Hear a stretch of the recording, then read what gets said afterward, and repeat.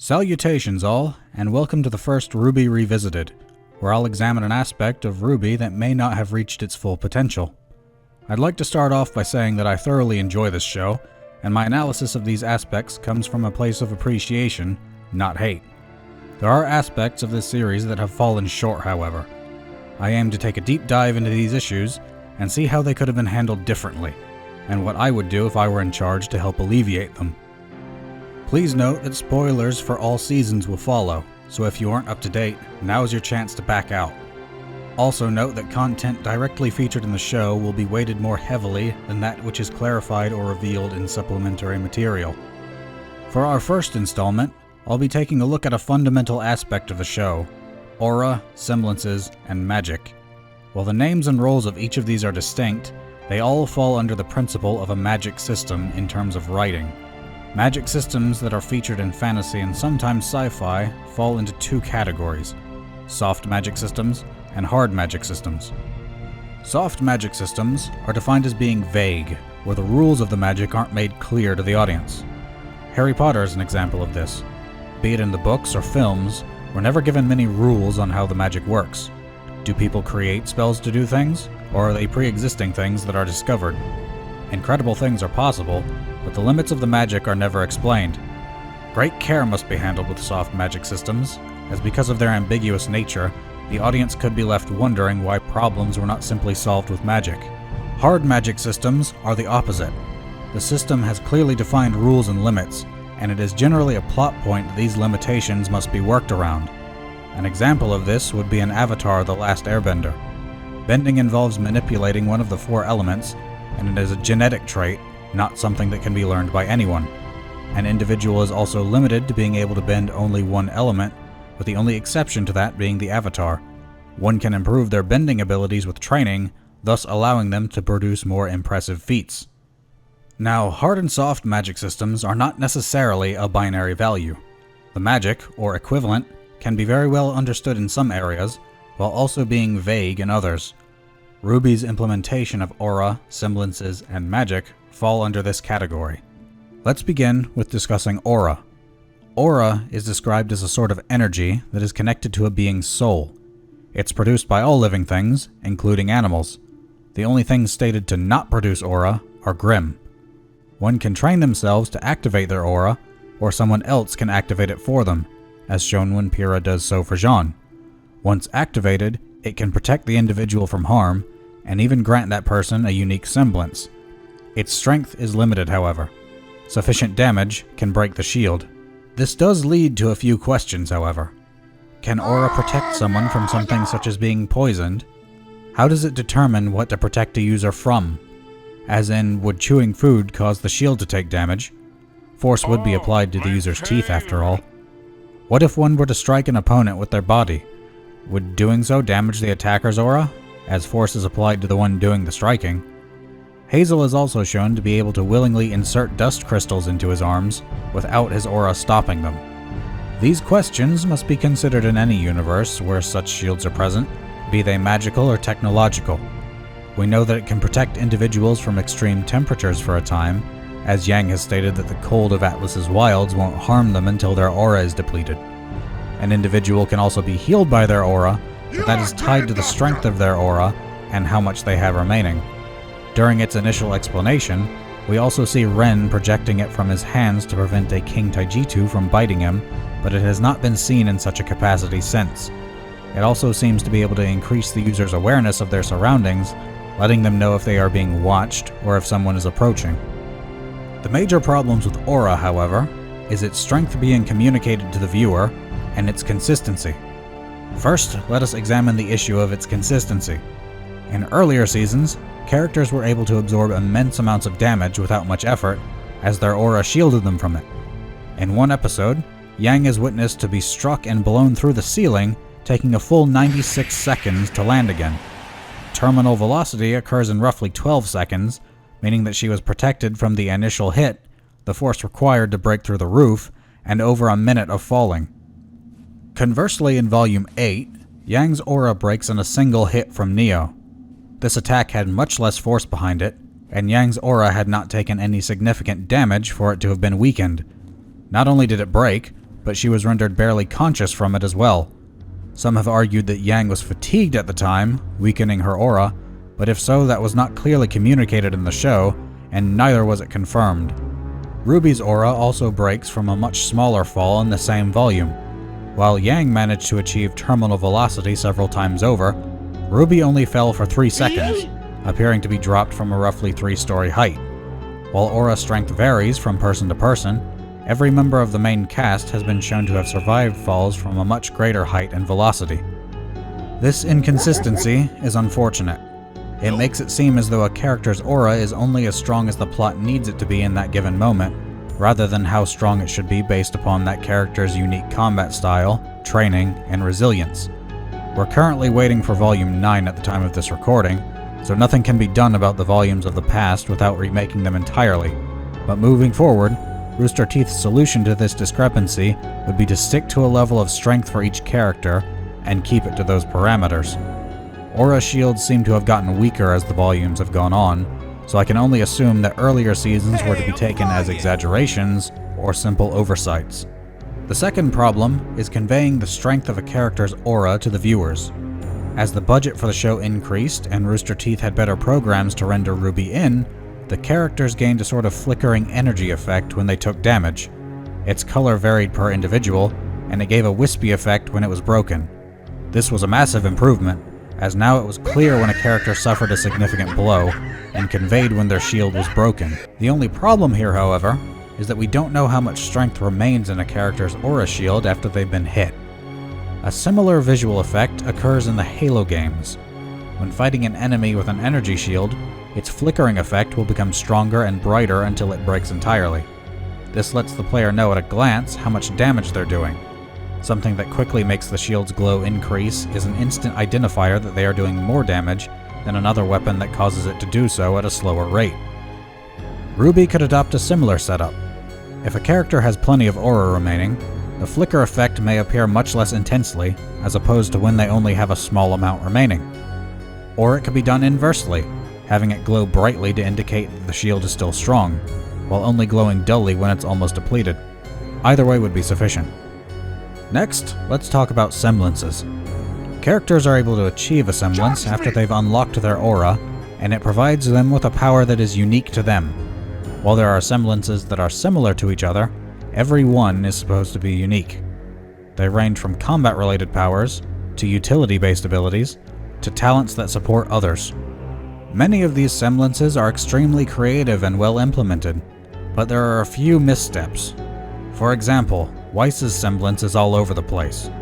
For starters, it's a hereditary semblance rather than one unique to an individual. The show establishes that this isn't unheard of, only that it's rare. While this isn't an issue on its own, what's more confusing is the matter of what exactly it is. Officially, her semblance is glyphs. Most of the time, she is able to project a glyph onto a surface or even in midair that exerts a push or a pull force. However, this is only scratching the surface. There seems to be no shortage of what these glyphs can do, and as such, her powers seem to be all over the place, capable of much more than other characters. Every character that is not of her bloodline has a semblance that does one specific thing, and that must be played around. RWBY's semblance only grants her increased speed, and with that, limited flight. Yang only absorbs damage and becomes stronger. Blake only projects illusions of herself. This may partially be explained by dust augmenting her semblance with its energy, as seen when Blake infuses her shadow duplicates with it, but these effects are far greater than anything any other character can produce. A shadow clone of Blake's is only augmented with an element. Schnee glyphs have much more wide-reaching effects. Weiss and the other Schnees can exert push or pull forces, summon copies of enemies they've slain, skate through the air, and even alter the flow of time itself. For the life of me, I can't find a through line of her glyphs. If it were only glyphs doing various things, that would be understandable, but the summoning aspect is drastically out of place. It essentially gives her 2 semblances for the price of 1. The only thing I can think of at present to allow this semblance to make more sense would be if Rooster Teeth had the Schnee semblance expanded upon in lore. Perhaps it's connected to magic somehow, or maybe hereditary semblances can evolve beyond what an individual can achieve in one lifetime. With that being said, Weiss does not often use abilities that should be game enders during her fights. Her time dilation glyph should allow her or another member of her team to shred any opponent, as they will be moving faster than that opponent can perceive. RWBY's semblance should have similar effects. Super speed is a tricky power to handle in fiction, as even a mediocre or poor combatant should still be able to best someone who far outclasses them with it. This is because if you can attack faster than your opponent can respond, even the best fighter would be helpless. As to why Weiss doesn't use that particular ability more often, I can only assume that it requires dust that isn't readily available, else it could be abused constantly. RWBY's semblance is not so easy to dismiss. Now I can only assume that it's her non-aggressive nature, but if she were to apply her incredible speed into a flurry of strikes, no opponent could stand up to her. But there are also semblances that seem to be passive effects that are always on, regardless of that person's intent. Crow's semblance is one such case, as it causes bad luck around him at random intervals. This bad luck can be towards himself, an opponent, or a teammate or bystander. Now, luck is a difficult power to handle appropriately, as if handled poorly, it can feel like the author's hand is moving pieces where the plot needs them to be in an inorganic fashion. Due to its unpredictable nature, one must question every unfortunate outcome while Crow is nearby, be it minor or major. Does his semblance still function if his aura is depleted? We can't say. Logic would dictate that surely it shouldn't, as semblances need aura to function. But if his semblance is a passive effect that seems to be active to some degree at all times, then shouldn't that leave him constantly depleted of aura? A character by the name of Clover is introduced later, and his semblance is the exact inverse of Crow's, but it suffers from the same issues. Another semblance that's caused numerous arguments amongst viewers is Ironwood's semblance. His semblance allows him to, quote, strengthen his resolve to carry through with decisions, helping him hyperfocus, end quote. The first problem is that this is never once mentioned in the show. His semblance was only revealed at RTX 2020. It's also unknown as to if he has ever used it during the events of the show, and if he has, we can't say when. Considering Ironwood's drastic course of action in seasons 7 and 8, he may very well have been under its effects. Betrayal. The description is also vague. Is it a subtle increase to his ability to focus? Or does it override other lines of thinking to make him fixated on only one path? If it's the latter, then this is more of a hindrance than a semblance, impairing his ability to think clearly. Finally, let's discuss magic. Magic is the aspect of these three related topics that we know the least about, and thus raises the most questions. The characters in the show are able to differentiate between magic and semblances on sight, but for we the audience, the distinction is not so clear. When Crow was first shown to be able to transform into a bird, I assumed that that was his semblance. Later though, the characters are flummoxed by this ability. How is this so different from RWBY's ability to move quickly enough to disperse her own molecules? What makes it more special than Fiona's semblance to store entire vehicles in pocket dimensions? The main cast are astonished by Crow's ability, but it's never made clear how this is different from semblances.